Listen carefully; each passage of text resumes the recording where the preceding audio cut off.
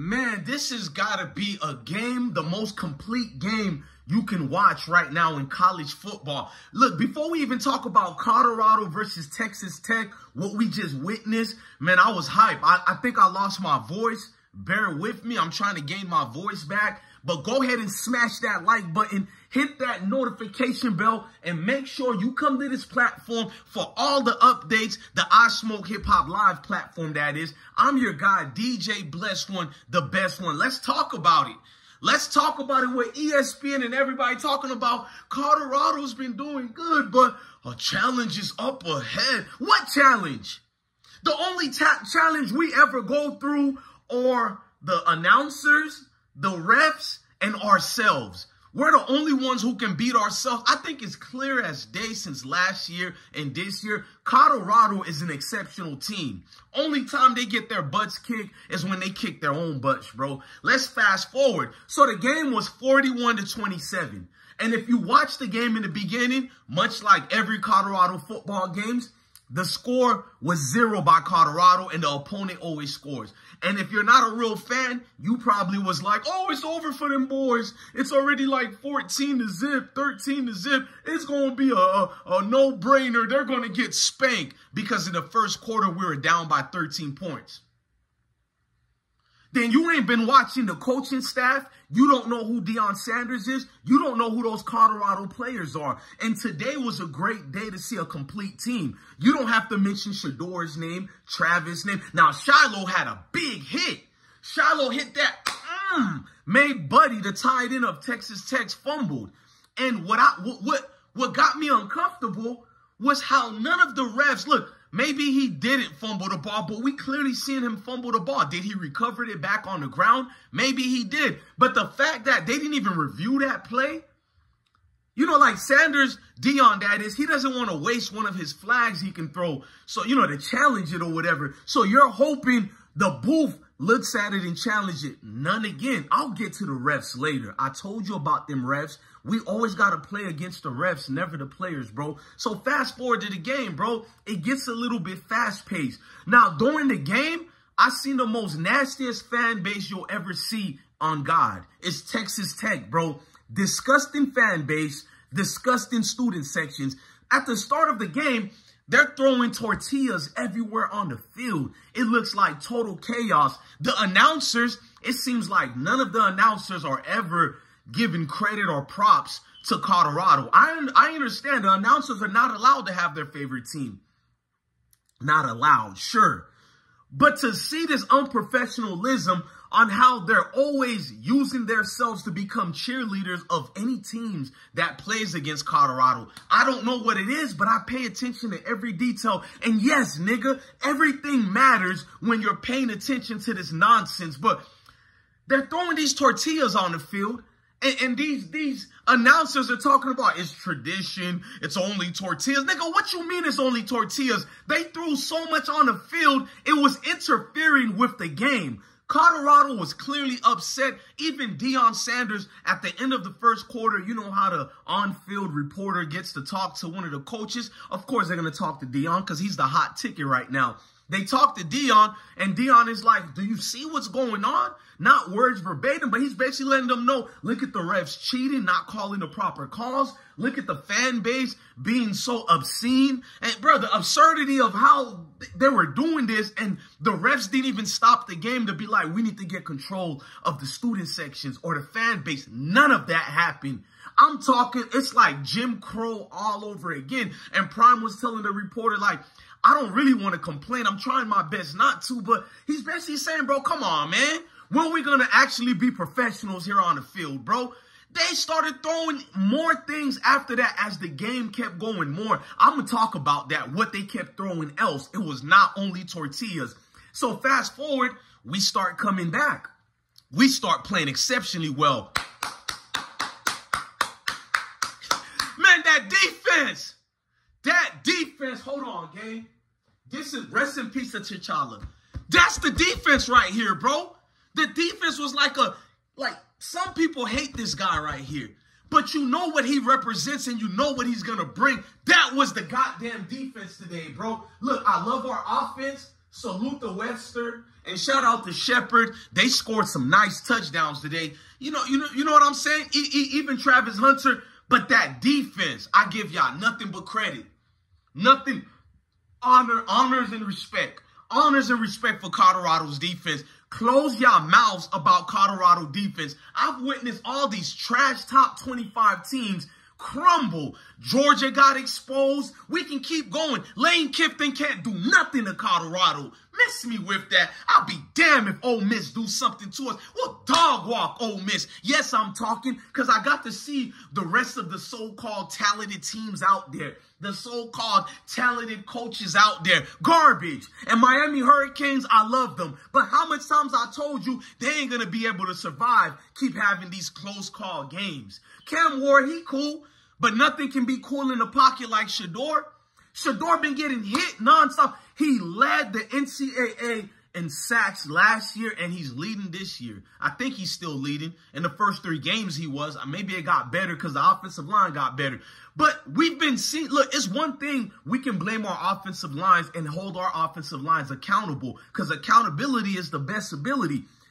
It's another thing when Shedeur is getting sacked like that, but late hits, and the refs ain't even helping us, bro. Like, I'm watching this BS, bro. I'm trying not to curse. I'm watching the BS late hit after late hit all season, and they barely getting called. Well, finally, we got a call towards getting a late hit. Finally, the refs, they still was going to get. I'm going to tell y'all about the refs. But the refs had no choice to call a late hit because it was so clear and visible to the world. They had to finally do their job. But guess what the announcers did? Late hit? That was not, no. I think even Deion can agree that's not a late hit. So you bums get to speak for Deion now? Nigga, it was a late hit. I counted it. 1, 2, 3, 4, 5, possibly more. I got to go look over the tapes again. 1, 2, 3, 4, 5 pass interference that weren't called.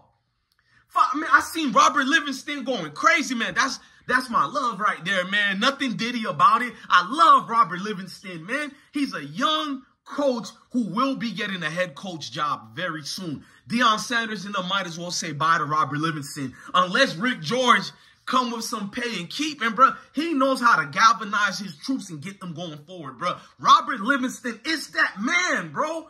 Oh, look, if sorry-ass Sean Lewis, which we'll talk about that trash coach, how's he's doing over there? How he's doing over there, right? Y'all want to, we ain't talked about Sean Lewis in a minute. That Benedict Arnold agent over there. But Robert Livingston will get a job. You know what I mean? This ain't that situation, but let's fast forward. The late hits kept coming, bro. They called 2 of them out of like 7 of the late hits. Cool, but why you only called 2? Cool, I'll take that. It's a team we were practicing against. Because when we went to play Texas Tech, it was really us versus the refs. The refs was nasty, y'all. The refs was clearly a biasness towards Deion Sanders in Colorado football. What happened after that? Let's get back to the fans, right?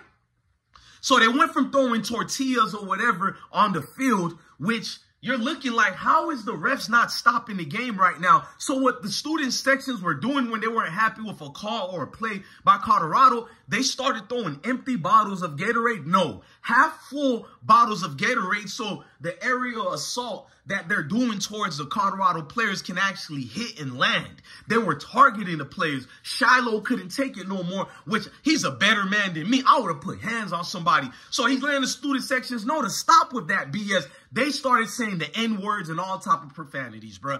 What? Bro, I'm about to drop that edit remix. Shout out to my bro who went to the game by the student sections, bro. Y'all gonna get to see it all. Look, I'm the first one letting y'all know right now. Texas Tech fan base are Jim Crow all over again. Oh, those people are foul. One thing about you melanated football players, look at those group of fans that you think love you when you go to these Mayo universities. And I love everybody.